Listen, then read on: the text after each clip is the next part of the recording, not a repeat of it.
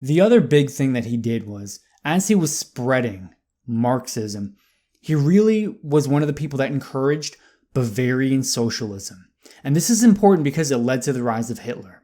So, when the USSR first became established after the Civil War in Russia, what they did was they really wanted to push for the communist revolution to happen in the places that really mattered.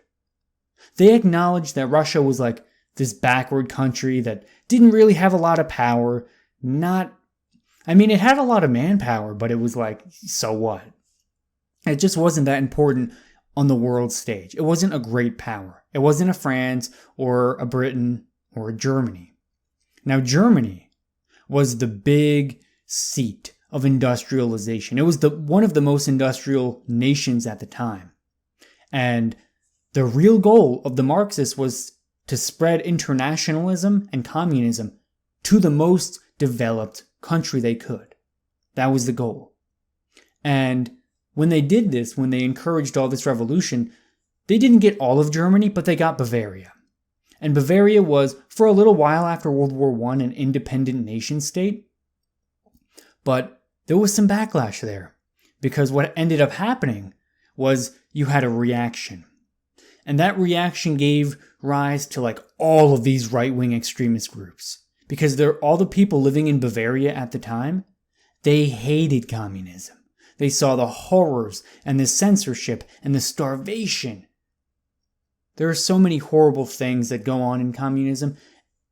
And when you don't live under it, it's kind of hard to appreciate how difficult it really is. Once you've spent some time, once you've had maybe a year or two of living under a communist dictatorship, that's when you can really start to appreciate how miserable it is, how important it is to be an anti-communist. However, a lot of people at the time fell into the typical, if people are going to go far to the left, I'm just going to go far to the right in reaction. So when the Nazi Party was first rising, Hitler and, his people, him and the Nazis, they were just like nobodies. Everyone was a right-wing extremist in Bavaria at the time. Anyone that mattered. Because they were all a reaction of the Bavarian communist dictatorship.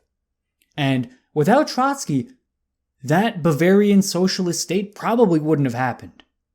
So because of Trotsky, Hitler and the Nazis came to power.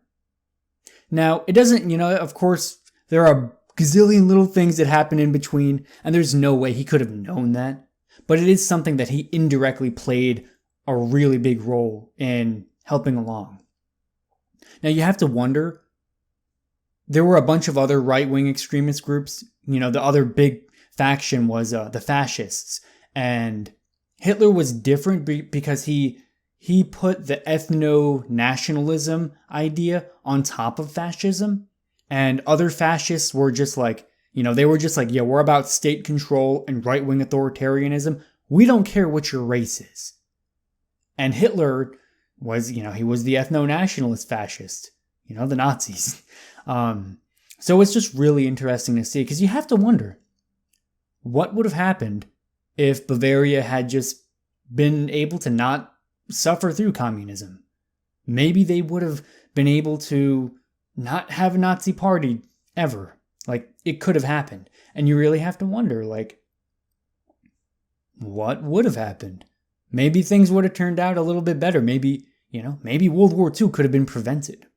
So it's one of those historical what-ifs that you couldn't have guessed it going forward.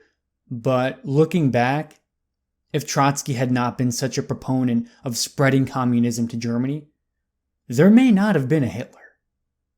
Now, there may have been, you can always say, there definitely would have been a Hitler anyway.